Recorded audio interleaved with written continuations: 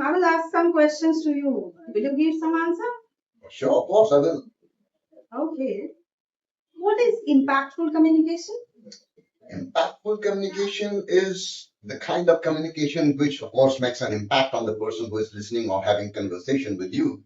It makes a psychological impact.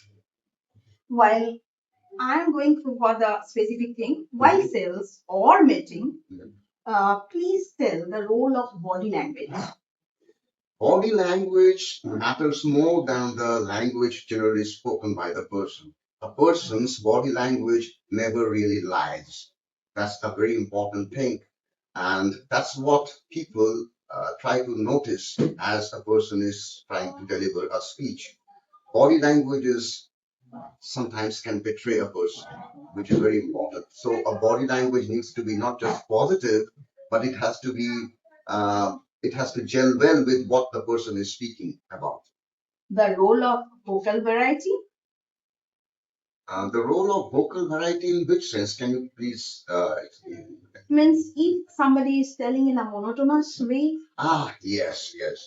If there are no emotions in the voice, if the expressions are monotonous, it doesn't impress the listener. Then the listener understands then the person has mugged it up or crammed it up and is delivering a monotonous speech.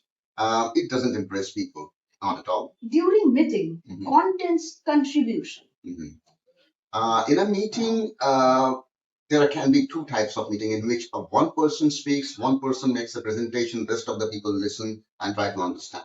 Or it can also be a meeting in which multiple people are giving their own inputs. In such a situation, if a person has a valuable input to the meeting, to the discussion, then it makes a real good impression and it matters a lot to the management and the establishment. Can you tell me that body speaks more than your lips? Is it correct? It is. And that's because body language or body movement, gestures, they give cues a lot. Okay, these are the untold footprints, you may say. And generally, people who are very good in psychology, people who are very good in management, they understand these things very well. And even if you are saying something which doesn't, which might be very sugar coated or very well said, the body language can betray you. So ensure that your body language tallies or is synchronized with what you say. For example, if I say that, yes, I have lived in Japan for 10 years, I might be lying, and this lie will be easily trapped by the interviewer by looking at my body. Somewhere I might be touching my ears, or I might be touching my lips, or something of that sort. Okay, nice. Focus on some important words, high pitch to low pitch by giving pause. Is it important also? While speaking? While speaking, the pitch should be going up, should be going down according to the requirement of the speech.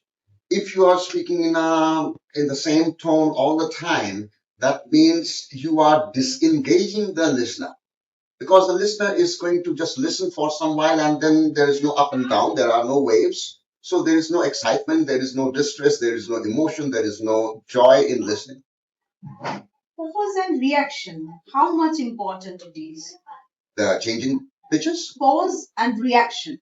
Pause. Pause matters a lot. Pause matters because you have to, when you are explaining something to the interviewer, suppose you are explaining your previous work experience, and here you are going to say something about your previous work, and then you pause for a while and then talk about the problems that you faced because these are the ways in which we discern one paragraph from another paragraph of the content. When we read a story, two different paragraphs has a gap between them. It's the same thing that we do in speech delivery and also when we are going to deliver the sentences individually.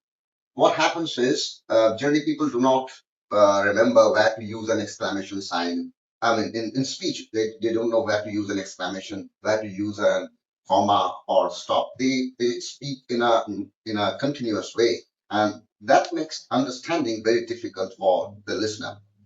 Role of energy Energy in which sense? Because I during understand. meeting means energy, how much important it is. Of course, if you are entering the interview room with your slumped body and disinterested face and tired looks, visible hair, then the person who is going to take your interview would think that the person is already tired. Why take his interview? Nice, nice. Hand movement, leg movement, those are also very much important. Yes. Open-ended posture, which is also very much important. That So, is can true. you please elaborate a bit? It's best to ask such a question to an Italian because the Italian always speaks with hand gestures. But hand gestures are not just for the Italians, they are for everybody. And see, I'm also using hand gestures to express things. The reason is that hand gestures make something invisible visible to the person. Say, for example, I'm talking about the world. Say, I'm talking about the world, so the world is round. So even if the person doesn't understand which world I'm talking about, the person understands that I'm talking about the world, the globe, the map. Okay, so this is very important. Hand gestures are extremely important, but it shouldn't be overdone. This is something important also. It shouldn't be overdone. Nobody's asking you to do a Bharatanatyam in the interview room. Right, right. So, gentle smile is also important. It is for building trust and confidence. Yes, it Is it is. true? It is. It is very true, in fact. If your face is somber, or if you have an unfriendly look on your face, or maybe you are scared, that face of a person who's afraid or not friendly, that kind of face is not very good in interview session because that gives a negative feedback. I have forgotten one main point that is eye contact, which is also equally important. Those who have the deep faith on their service, product, whatever they are going to deliver, they should keep maintain their eye contact. Is it true? It is true. See, generally what happens is that a person doesn't make an eye contact in these two situations. One, when he's telling a lie. Next is when he's not confident. So these two things matter. If the person is not making eye contact, then he's possibly telling a lie about his age, about his qualification, about his experience, etc., etc. And another thing is possible that the person is saying what is true, but he's not very confident about it.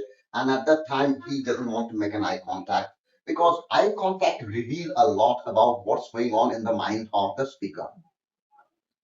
Trust can be built by gentle smile and gentle eye contact. Last one point.